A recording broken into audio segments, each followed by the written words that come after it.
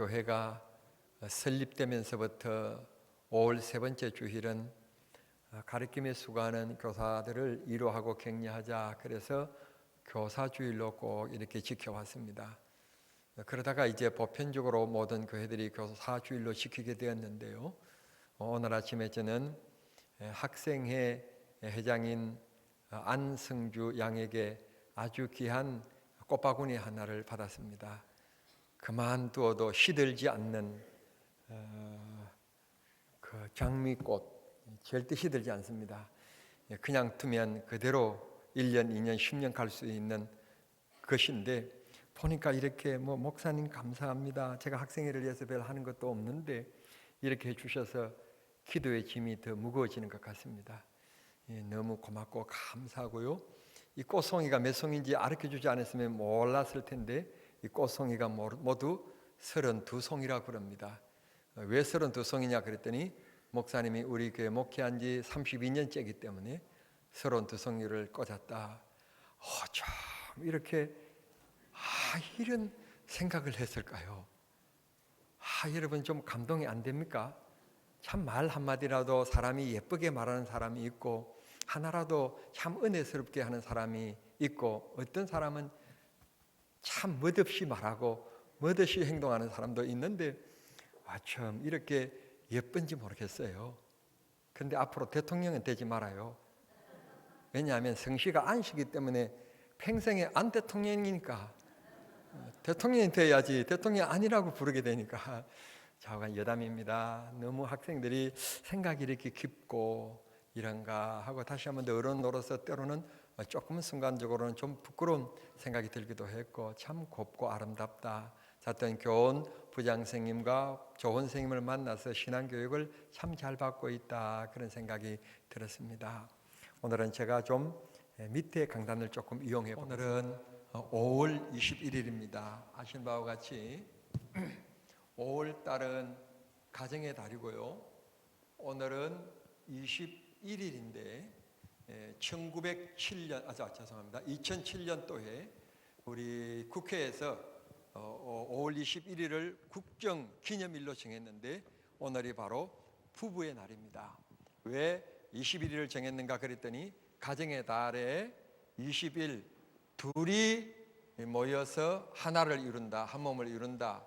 이게 바로 부부다. 그래서 5월 21일을 부부의 날로 그렇게 정했습니다. 부부의 날 노래도 있습니다. 근데 그 유행가가 아니고 그 가수가 불렀는데 그 김종환이라고 하는 가수가 불렀습니다. 그리워 헤어지기 싫어 이렇게 만난 어쩌고 저쩌고. 그런데 이제 제가 조금 알지만 부르면 또 이상해서 예배 시간에 그런 가사가 있을 만큼 오늘은 부부의 날입니다. 자, 인생을 대략 여러분들이 얼마나 인생을 정하고 내가 적어도 그 정도까지 살고 그 정도까지 사는 동안에 하나님 앞에 내가 어떻게 살 것인가 하는 인생의 설계를 하셨겠지만 저는 오늘 좀 신뢰가 되는지 모르겠습니다만 인생을 90까지 봤습니다. 좀 더 살기를 원하시는 분들에게는 좀 신뢰고 대략 90까지 보면 이 90을 3단계로 나눌 수 있을 것 같습니다. 1세부터 30세까지는 부모님 밑에서 태어나서 가르침을 받고 학교를 다니고 군대를 갔다 오고 자기 인생을 어떻게 살 것인가에 대한 설계를 하는 그리고 준비하는 기간입니다. 그리고 대략 이 기간 동안에 자기가 어떤 인생의 길을 갈 것인가 직장을 구하기도 하고 혹은 이런 직장을 통해서 내가 어떤 사업을 할 것이다 라고 하는 꿈을 꾸는 기대, 즉 인생을 준비하는 기간이라고 얘기할 수 있을 것입니다. 오늘 우리 박성기 강도사님을 내가 그렇게 안 봤는데 박성기 강도사님이 이런 얘기를 하더라고요. 본인은 머리가 좋지 못해서 남들이 다 들어가는 서울대학을 못 들어갔다고. 그래서 참 위트 있다. 똑같은 말이지만 듣는 이로 하여금 별 부담 없이 웃게 만들구나. 그러면서 또 제 생각이 뭔가 하면 나도 머리가 나쁜데 당신이나 나나 별 수 없구나.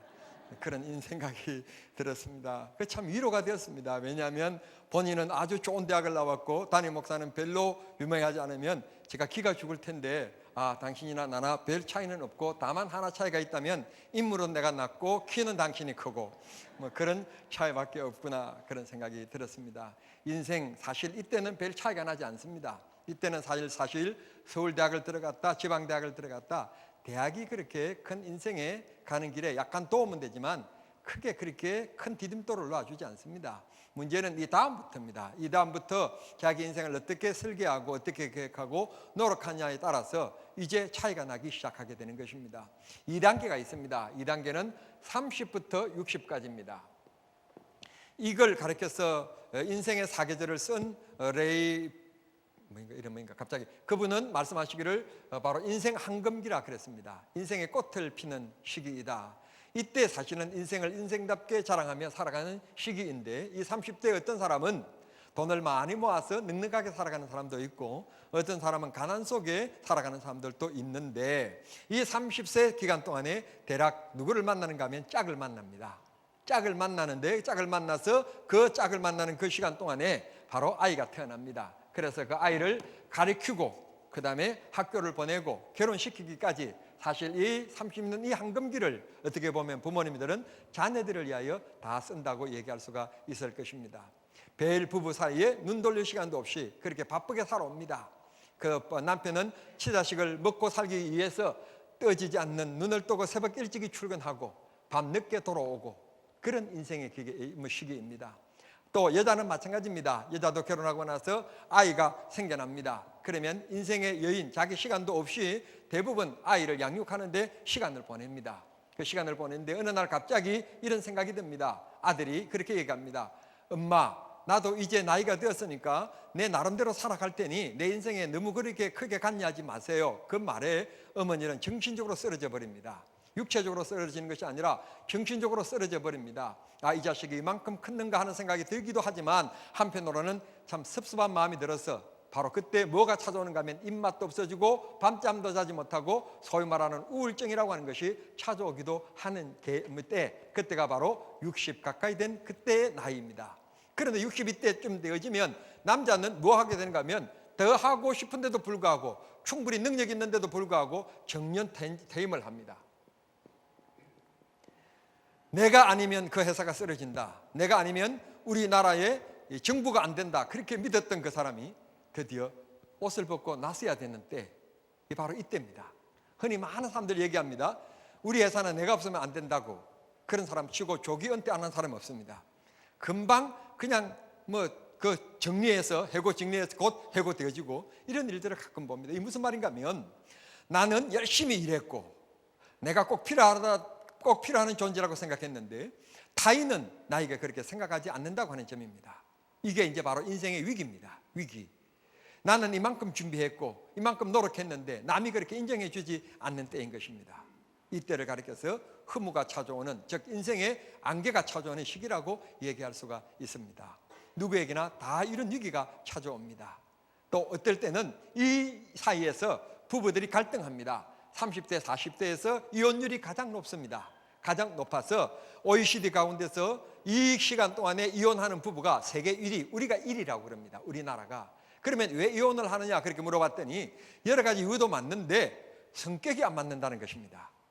성격 차이. 우리나라 지금 이혼 1위가 뭔가 하면 성격이 안 맞는다 그겁니다. 여러분, 30년 동안 다른 부모님 밑에서 성장해 온 사람들이 이 사랑의 콩깍지가 세워서 딴 한다고 해서 여러분 딱 맞겠습니까? 맞으면 이상한 겁니다. 안 맞게 되어 있습니다. 그래서 창세기 2장 14절의 말씀 보시면 하나님께서 아담을 바라보시면서 그 하나님의 감정을 첫 번째 드러내십니다. 인간을 향하여 드러내신 첫 번째 감정이 뭔가 하면 독처하는 것이 좋지 못해서 하나님이 다른 인간을 만드는데 그 바로 여자를 만듭니다.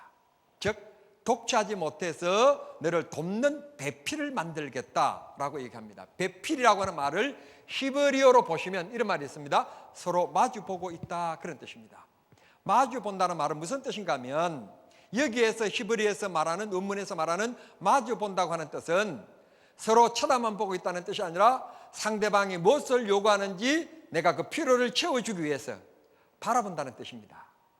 그래서 어느 누구도 안 가르쳐줬는데도 불구하고 목이 마르면 남편은 당연히 아내에게 마치 돈 주고 월급쟁이로 갖다 세워놓은 것처럼 여보 물! 그래도 마음에 부담이 없고 마음이 편한 사람, 그가 누군가 하면 아내예요. 저는 며느리가 없습니다만 만약에 며느리가 왔어요, 우리 집에. 그런데 제가 물 한 잔을 먹고 싶어요. 그래서 제가 얘기합니다. 아가야, 아가라고 부르나 뭐라고 부르나, 예. 아가야, 내가 물을 한 잔 먹어야 되는데 물 한 잔 갖다 줄래? 이게 얼마나 불편한지 모릅니다. 내가 안 겪어봐서 모르지만 아무래도 한 달이 건너는 것은 불편합니다. 그런데 이상스러운 것은 남인데도 불구하고 내 아내에게는 여보 물 한 잔 주세요, 아무런 마음에 미안함도 없고 당당하고 도리어 갖다 주는 것이 기분이 좋고, 그런 사이가 어떤 사이인가 하면 부부 사이입니다. 아내도 또 마찬가지입니다. 허리가 삐끗해서 아플 때 여보 오늘 교회는 가야 되겠는데 허리가 아파서 허리가 안 구부러져, 여보 이 양말 좀 신겨. 그러면 남편이 와서 남편 시킵니다. 또 이거 시킵니다. 여보 내가 가서 화장실에 가서 얼굴을 세수를 해야 되겠는데 도저히 화장실까지, 아니 교회 올 생각을 하면서 화장실 가서 세수할 괜히 아마 50% 정도는 거짓말인 것 같습니다. 앉아가지고 하는 얘기가 여보 나 세수 좀 시켜줘, 이런 쪽 이쪽으로 더 머리에 또 물 좀 묻혀주고, 그렇게 시켜도 전혀 부담 안 되고 마음 편한 사람, 그게 바로 아내입니다. 감동이 없으시군요. 네. 그런 날에 안 오기를 기도하고 키는가 봐요. 네, 그렇습니다. 이거 바로 부부 사이 얼마나 편하고 좋은지 모릅니다. 또 그런 일이 없기를 바랍니다만 한평생 동안 몸 건강하게 부부가 손잡고 산책하며 잘 사시다가 그저 앞뒤거니 뒤서거니 해서 그냥 별 차이 두지 않고 빨리 그냥 두 분이 같이 세상 떠나시면 너무 좋겠지만, 혹 그러나 어떤 경우에는 기병을 얻어서 누워 계실 때 사랑하는 아들이 딸이 찾아옵니다. 지금 기저귀를 갈아야 되겠는데 한참 시간이 지났는데 아들아, 딸아, 아빠 기저귀 좀 바꿔줄래? 말이 안 나옵니다. 말이 안 나옵니다. 며느리도 아들도 딸도 부끄럽고 창피하고 말이 안 나옵니다. 그런데도 불구하고 화를 내가면서도 종부리듯 해도 마음이 편한 분이 있습니다. 내 남편이고 내 아내입니다. 세상에서 아들 없으면 안 될 것 같고 딸이 없으면 안 될 것 같지만 착각입니다. 세상에서 가장 소중한 사람은 내 남편이고 내 아내입니다. 오늘 저는 절대로 연출이 아닙니다. 절대로 제가 약속도 하지 않았습니다. 그저 이 현장에서 직접 할 겁니다. 제가 숙제를 내겠는데요, 두 사람이 나오겠습니다. 제가 일방적으로 희명하여 불러서 대단히 당황하고 놀랄 줄 모르겠는데 정용술 안수 집사님하고 김보영 안수 집사님을 제가 숙제로 내보겠습니다. 앞으로 나오십시오. 제가 이분들에게 전혀 아무런 사인을 준 적이 없습니다. 사인을 준 적도 없고 그냥 제가 오늘 이 시간에 즉석에서 불러냈습니다. 자, 볼펜을 들겠습니다. 사이좋게 저하고 같이 서십시다. 같이 서가지고 내 인생에 있어서 가장 소중한 사람 이름을 한번 적어보는 겁니다. 저도 적어보겠습니다. 아마 저는 목사이기 때문에 하나님이 주신 사명이 있으니까 성도님들이 제 인생에 있어서 참 소중한 사람들입니다. 그 다음에는 저에게는 부모님이 세상을 떠나셨습니다만 저에게 있어서 부모님도 참 소중한 사람입니다. 저에게는 지울 수 없는 분이 계십니다. 스승님이 계십니다. 스승님도 저에게 가끔 제가 전화하지 않으면 스승님이 저녁 시간에 저에게 전화를 합니다. 유 목사 잘 있는가? 그럴 정도로 저는 아주 존경하는 스승님이 계십니다. 이 스승님을 저는 잊을 수가 없고 내 인생에 있어서 참 소중한 사람으로 기억을 하고 있습니다. 네 번째, 친구들이 있습니다. 친구들이 있는데 이 친구는 보통 친구가 아니고 이런 친구입니다. 이 일주일 동안의 설교 준비를 잘했다고 생각했는데 토요일 저녁에 식사를 마치고 나서 다시 목양실에 가서 이걸 출력을 받아서 다시 읽어보니까 이것도 설교라고 했는가, 우리 교인들의 수준에 맞지 않는 설교를 준비했다. 그래서 이 설교지를 다시 찍습니다. 찍고는 도저히 본문도 제목도 다시 떠오르지 않습니다. 다시 주보를 다시 팽개치고 다시 만들어야 될 행편이 되었습니다. 그럴 때 친구에게 전화를 합니다. 야, 내일 설교 제목 뭐냐? 본문은 뭐냐? 그리고 그 설교를 전하고자 하는 주된 메시지는 뭐냐? 그리고 왜 그 주된 메시지가 왜 그렇게 만들어졌느냐? 교회에 어떤 형편이 있길래, 오늘 성도들이 어떤 것이 있기에, 어떤 절기가 있기에 어떤 것을 두고 그런 것을 체험했느냐 하는 것까지 꼬치꼬치 묻습니다. 다 대답을 해줍니다. 어느 날 저녁에는 또 그렇게 얘기합니다. 제가 금요 기도회를 마치고 나서 10시 반쯤 제 목양실에 들어가면 그 11시쯤 돼서 10시 반쯤 돼서 전화가 따르릉 옵니다. 유 목사, 이번 주일 설교 제목 뭐냐? 본문은 어딘데? 좋은, 또 내가 이런 설교를 했는데 아무리 봐도 설교가 너무 밋밋하다. 좋은 예화는 없을까? 뭐 예화 들 것도 생각나는 거 없어? 그러면서 물어오는 친구가 있습니다. 제 인생에 있어서는 참 소중한 친구라고 생각합니다. 목회하면서 이런 친구 그래도 두세 사람이 있다는 게 제게는 펫 행복으로 그렇게 생각합니다. 다섯 번째, 제게는 형제들이 있습니다. 아직까지 숙제 안 했습니까? 네. 제게는 형제들이 있습니다. 제가 저라고 해서 부부가 안 싸우겠습니까? 저라고 해서 화를 왜 안 내겠습니까?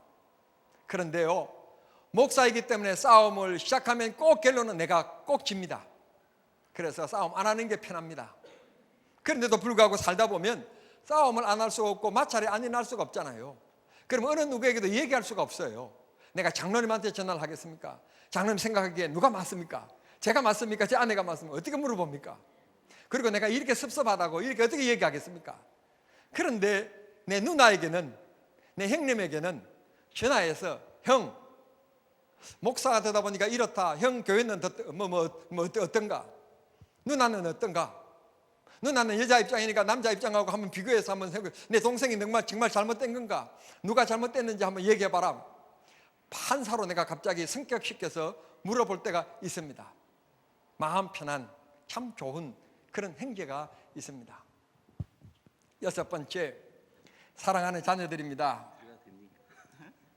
들어가면 안 됩니다. 네. 사랑하는 자녀들입니다. 정말 인생을 살아가면서 여러 좋은 사람들이 많이 있지만 자녀가 없으면 어떻게 했을까?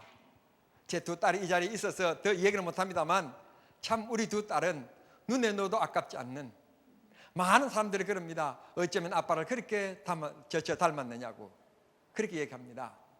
그런데 참 재미있는 말은 그 다음은 참 아빠를 많이 닮았다, 그 다음에 잘생겼다, 다시 고로 이제 수학으로 얘기하면 이꼴, 그렇다면 결국 아래 위에 분수를 따지면 아빠가 잘생겼다는 뜻이다, 그런 말입니다. 그래서 저를 닮은 딸들이라 참 예쁘고 좋습니다. 제 인생에 지울 수 없는 기쁨이고 어떤 돈으로 주고도 살 수 없는 자녀들입니다. 이 세상에 명예를 준들, 이 세상에 많은 돈을 준들 이 예쁜 딸들을 얻을 수 있을까요? 없을 것입니다. 제 인생에 있어서 참 지울 수 없는 그런 귀중한 존재들이 제 딸들입니다.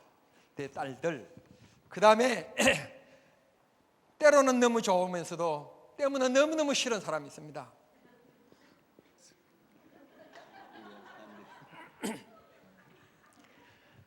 어떨 때는 나만을 위하여 사는 것 같기도 하다가 어떨 때는 나를 종부리듯이 여기고, 내가 정남중앙교회 목사라고요, 장로님들도 나에게 함부로 대하지도 않고 성도님들이 함부로 나에게 대하지도 않는데요, 이 여자는 자기 기분에 따라서 함부로 대하기도 하고요, 빨래 가서 빨래 꺼내와라 틀어서 안 늘었다고 또 잔소리하고요, 아니 빨래 가지고 와서 넣으라고 얘기했지 빨래 가지고 와서 틀라고 하는 것은 난 배운 적도 없는데 그럼 그걸 가르쳐 줘야지, 틀지 않고 늘었다고 또 야단이고요, 또 뭐 다름질 하나 하는데요, 아이 그냥 내 속이 상해서 내 와이사스는 내가 달아 입어요.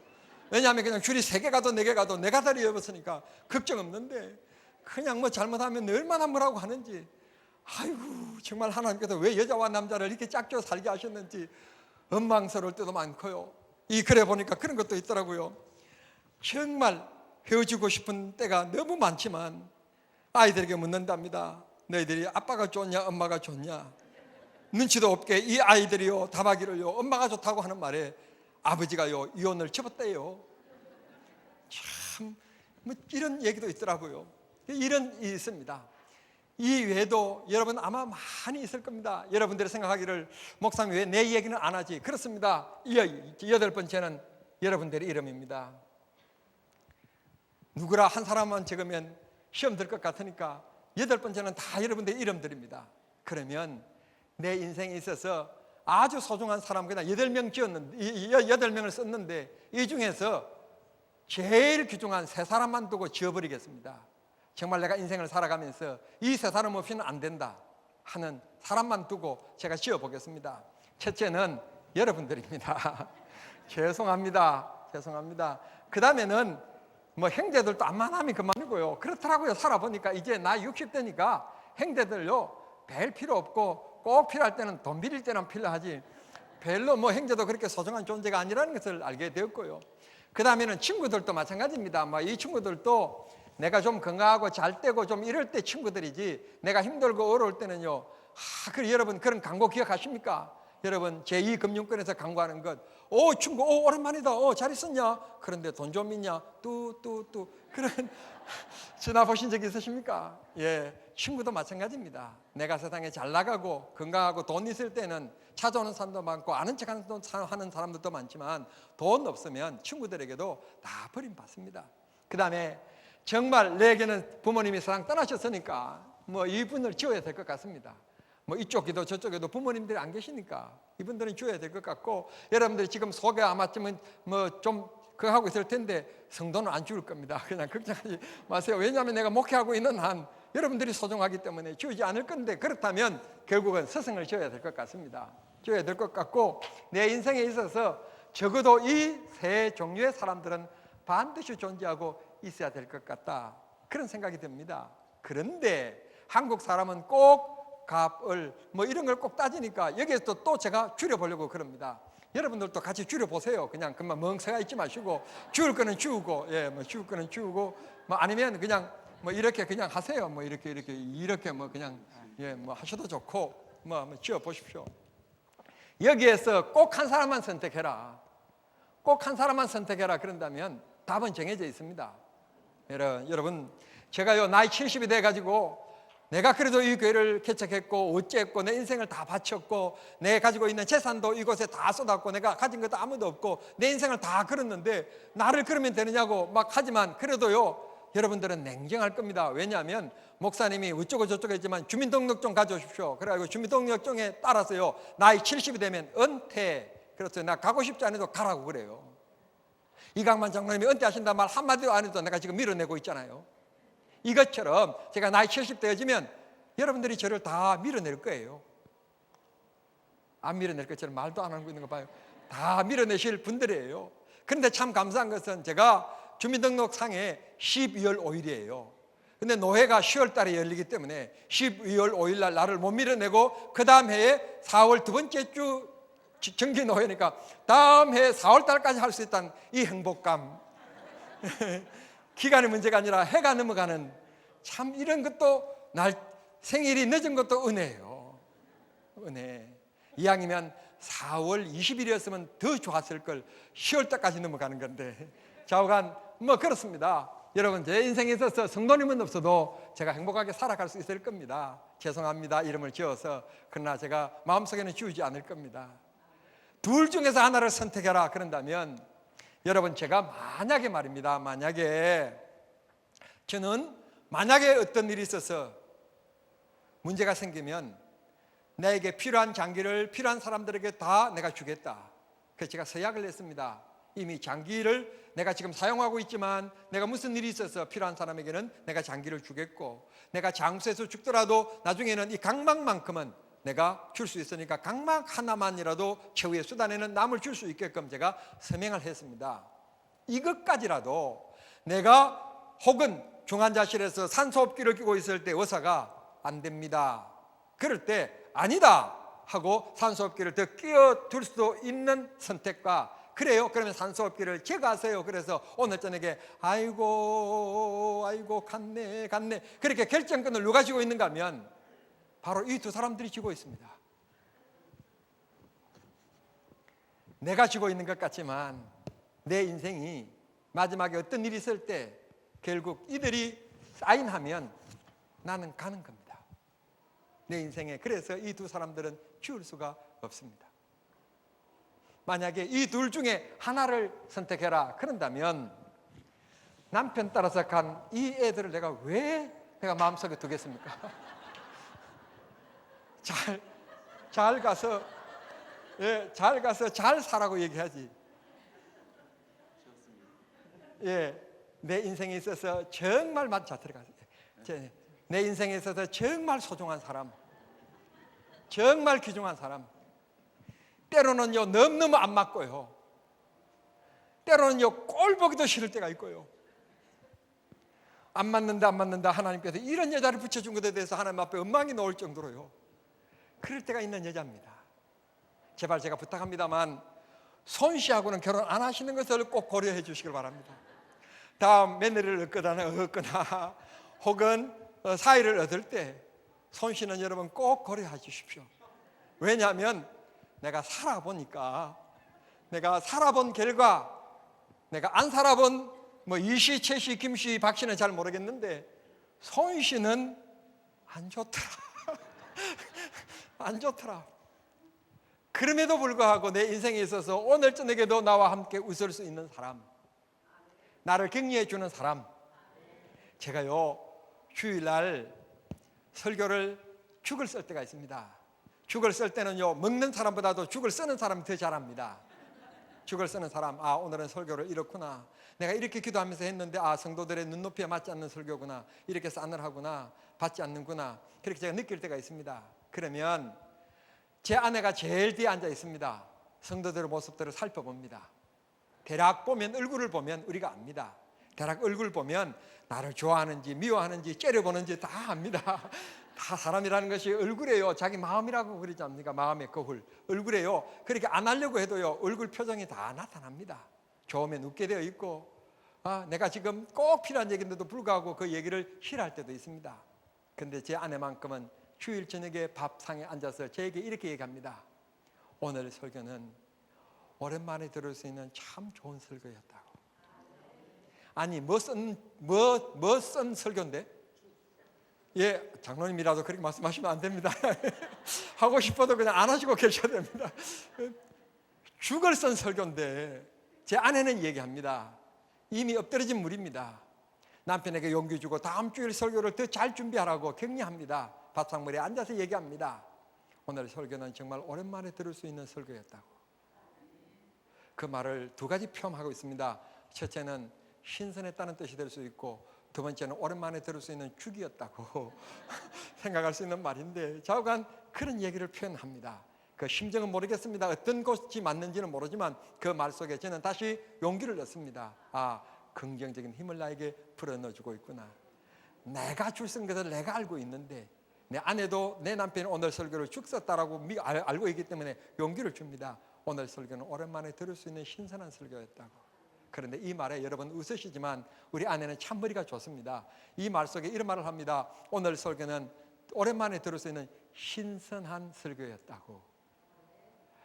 여러분, 그래서 저는 손영주 씨가 좋습니다. 예, 제 아내가요 이 세상 어느 누구도 제가 늦게 들어오는데 기다리는 사람 없습니다. 제가 지방 대학에서 어느 대학원 대학원장이 좀 아는 사이라서 제가 학위도 없고 아무것도 없는데도 불구하고 목사 현장 가운데서 있는 것의 문제를 좀 학생들에게 알려줬으면 좋겠다 하고 저를 야간 부에 강의를 하게 했는데, 그 강의가 9시부터 10시 반에 끝나는 거예요.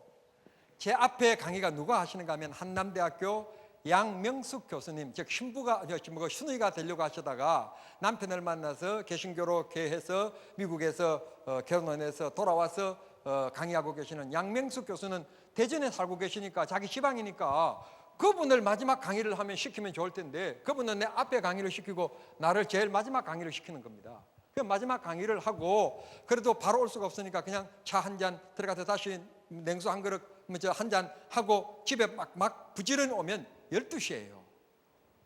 새벽 4시가 되면 일어나야 되는데 한 학기 동안 너무 피곤하고 힘들었어요. 그런데 저는 참 재밌었어요.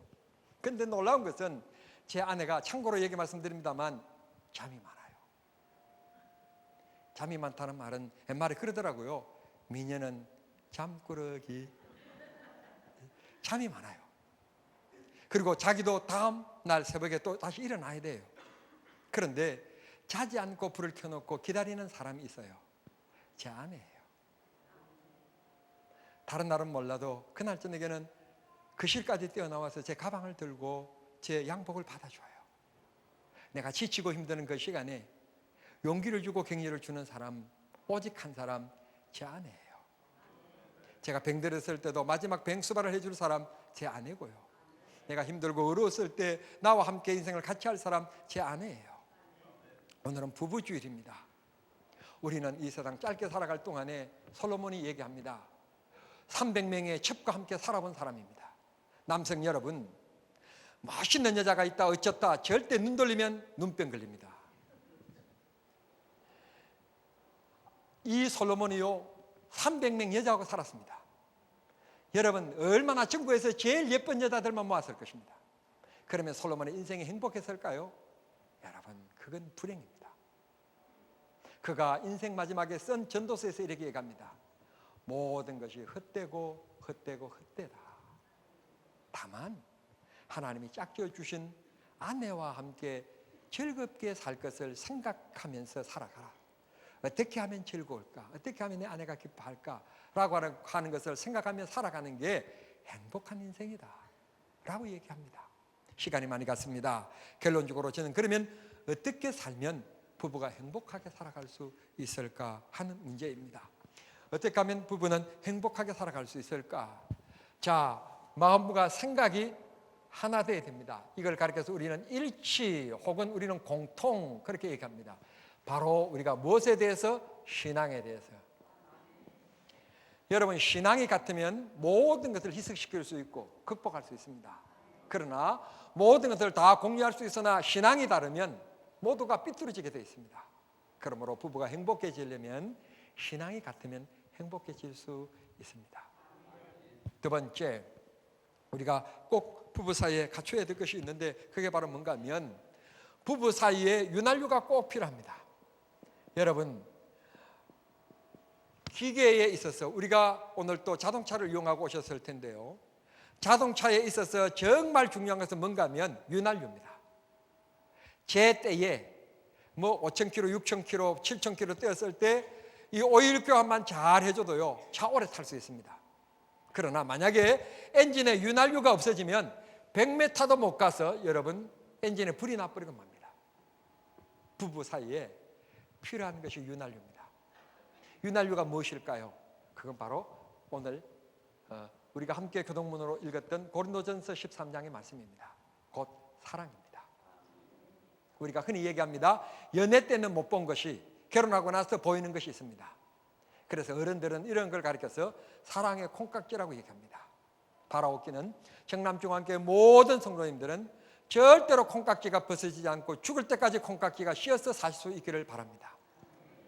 바라보기만 해도 예쁘고 당신이 내 곁에 있어주기만 해도 행복한 그리고 편안한 사람, 바로 당신, 그렇게 말할 수 있는 부부가 되기를 바랍니다. 제 아내는요 얼마나 내가 편한가 하면 심지어 딸 하나만 와도 어떻게 무슨 반찬으로 해서 어떻게 밥 먹나 하고 걱정합니다. 그런데 우리 부모님들이 얘기한 하늘 같은 남편이 있는데도 불구하고요 우리 둘만 있으면 밥하기 싫다. 그 말은 무슨 말인가 하면 당신 혼자 해결해라 그런 뜻입니다. 그래도 편한 사람 내 남편입니다. 시동생에게 시아주버님에게 그랬다면 난리 날 겁니다. 그래도 괜찮은 사람, 그래도 부담이 없는 사람 내 남편입니다. 때로는 남자들이 사회생활하고 사업하고 하면서 스트레스를 많이 받고 들어옵니다. 들어와서 말 없는 남편이 아내에게 푸념을 털어놓습니다. 그래도 흉이 되지 않고 눈치가 보이지 않는 사람 내 아내입니다. 오늘은 내 남편이 많이 피곤했구나, 마음속에 많이 억눌림이 있구나 생각하며 이해가 되는 사람 내 남편입니다. 이 세상에 가장 소중한 사람은 아들도 딸도 아닌 내 아내고 내 남편입니다. 소중히 여기며 살아갈 수 있기를 바랍니다. 사랑의 윤활유가 없으면 안 됩니다. 흠잡기 시작하는 부부가 되면 성격 차이, 그래서 곧 법원에 가기 마련입니다. 극복할 수 있는 것 사랑입니다. 사랑의 윤활유가 넘치기를 바랍니다. 세 번째, 바로 우리는 서로 반쪽끼리 모였음을 기억해야 합니다. 우리는 내 남편이, 이분이 왜 여기 와 있어? 가요, 가.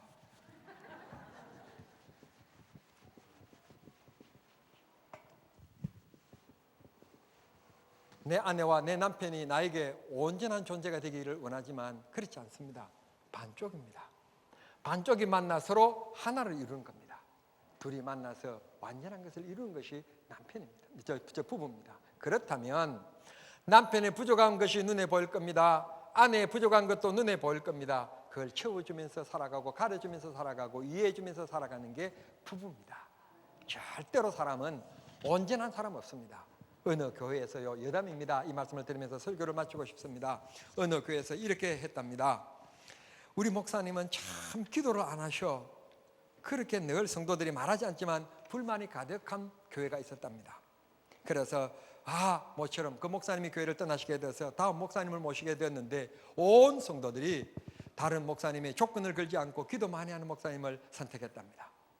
그런데 문제는 뭔가 하면 이 목사님이 기도만 하고 앉았지 신방을 안 하는 겁니다.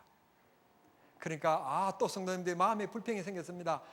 좀 우리 집도 찾아와 주시고 좀 대신방도 있고 좀 이렇게 아프다 그러면 찾아와 주시고 그러지, 도통 수술을 해도 찾아와 주시지 않고, 그럼 이 전화도 해도 오시지 않고 네 기도하겠습니다 그러고는 끝이고는 그냥 오시지도 않고 마음이 너무 섭섭했습니다. 다음에 또 때가 됐습니다. 어쩐지 모르지만 목사님이 교회를 떠나게 됐다. 성도들은 마음이 보이지 않는 춤을 추게 됐습니다. 잘 되었다. 가시라고는 말하지 못했는데 가신다니 잘 되었다. 이제는 신방 잘하는 목사님을 모셔야 되겠다. 신방 잘하는 목사님을 모시게 되었답니다. 그런데 문제는 목사님이 찬송도 잘 못하고 설교도 못하는 겁니다.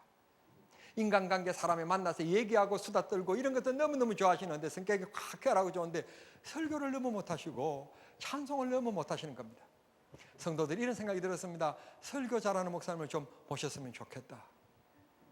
그래서 다음 목사님은 학부를 보기 시작했습니다. 어느 대학을 나왔는가, 얼만큼 배웠는가, 이분은 이런 가정을 가졌구나, 이런 정도라면 설교를 잘하시겠다. 그런데 모셔봤더니 설교 잘하는 것이 아니라 굉장히 사상적이고 철학적인 설교로 가는 겁니다. 강연이 이제 설교가 아니게 된 것입니다. 여러분, 세상에는 온전한 사람 없습니다. 제가 대한민국 남성의 표준행입니다. 1m 72, 몸무게 64kg. 제가요, 대한민국 남성의 표준입니다. 믿든지 말든지 제가 표준행이기 때문에, 그래서 저는요, 양복점에 가면 어떤 양복을 입어도 딱딱 어울립니다. 왜? 표준행에 맞춰서 만든 기성복이기 때문에 안 맞을 리가, 안 맞으면 이상한 겁니다. 저는 양복 한 벌 사러 갔습니다. 그런데 입어보는 것마다 옆에 서 있는 점원이 그럽니다. 너무너무 잘 어울린다고. 그러면 제 아내는 마음에 안 드는지 다른 것 한번 입어보자고 다른 것 입었습니다. 또 점원이 다가와서 얘기합니다. 너무너무 딱 맞는다고. 사장님을 위해서 만든 옷이 같다고. 그러면 제가 옷을 몇 벌 사야 됩니까? 그 사람 입어본 것마다 다 사야 되지 않겠습니까? 이런 표준행입니다. 그래도 남자로서 얼굴도 이 정도면 그래도 봐줄만 하지 않습니까? 그리고 너무 느리지도 않고 너무 빠르지도 않고 말투도 이 정도면 괜찮고, 그리고 마음도 너무 좁지도 않고 너무 넓어서 퍼지지도 않고 이 정도면 그래도 괜찮지 않습니까? 남자로서 또 운동 이 정도 하니까 그래도 좀 빠지지 않고, 잘하지는 못하지만 못하는 운동 한 가지 없으니까 그래도 괜찮지 않고, 나이 60에 아직도 젊은이들 하고 그 운동장에서 뛸 수 있다는 것, 그래도 괜찮은 것 아닙니까? 머리숱 많지 않지만 그렇다고 해도 보기 싫을 만큼 대머리도 아니고 이 정도면 괜찮지 않습니까? 그런데 제게도 약점투성입니다. 문제투성입니다. 제 성격 하나 다스릴 줄 모르는 급한 성격이 있는 약점을 가진 사람입니다. 제 약점을 제대로 약점으로 보지 못하는 우둔한 우물한 개구리의 인생입니다. 부족한 인생입니다. 우리 모두 이 세상에 온전한 사람 없습니다. 제 집 남편은 저렇게 잘하는데, 제 집 아내는 저렇게 잘하는데 눈 돌릴 이유 없습니다. 어제도 저는 두 가정을 대신방했습니다. 어떤 집사님 가정에 갔는데 너무너무 잘해놓고 삽니다. 채소한 반찬, 밑반찬이 기본적인 것이 6가지라고 그럽니다. 나는 그 말에 그냥 정신에 딱 꽂혔습니다. 나도 그런 여자를 만날 걸 그랬습니다. 여러분, 여자는 모름지기 젤라도 여자를 만나야 됩니다. 그래야 이 음식 솜씨가 좋습니다. 그리고요, 젤라도 여자들은요, 자기 남자밖에 잘 모릅니다. 전라도 여자치고요 바람 피우는 사람 별로 없습니다. 여러분, 진국이 전라도 사람입니다. 내가 늦게 깨달았습니다. 제 아내는 별로 음식할 줄도 모릅니다. 그러면 또 큰 소리 빵빵 칩니다. 그저 오랜만에 된장국 하나 끓여놓고 열심히 했는데 왜 밥 반 그릇밖에 안 받느냐고 따지고 듭니다. 그래도 말 못합니다. 내 아내이기 때문에 그렇습니다. 여러분, 뵐 수 없습니다. 뵐 사람 없습니다. 다 약점 있고 팔방미는 없습니다. 우리 큰딸이 잘생겼습니다. 근데 약점이 있습니다. 키가 좀 적은 것과 손톱이 못생겼다고 하는 점입니다. 그래서 얼마 전에 어디에서 뭘 사왔는데 보니까 참 좋은 시대입니다. 손톱도 붙이는 것이 나왔더라고요. 다 커버가 되더라고요. 그러니까 하나 문제될 게 없는 세상인 것 같습니다. 여러분, 주님이 은혜 주시면 손톱을 붙이면 깜짝같이 쏘이는 것처럼 성령이 내게 임하시면 변화될 수 있습니다. 불평, 불만이 있는 대신 남편을 위하여 기도해 주시고 아내를 위하여 기도해 보십시오. 성령이 변화의 은혜를 주실 것입니다. 비옵기는 한평생 동안 행복한 부부로 살아가는 축복이 있게 되기를 소원합니다. 강고 말씀은 주보에 나와 있는데 오늘 부부주의를 통해서 제2부부 선교에서 수박을 준비했고 또 어느 분이 이름을 밝히지 않는 분이 맛있는 떡을 준비하셨다고 그럽니다. 맛있게 드시고 이 가정을 위해서 기도해 주시면 감사하겠습니다. 부부가 앉아서 예배 드리신 분들은 일어나셔서 손을 꼭 붙잡고 부부송 찬송하겠습니다. 부부송입니다.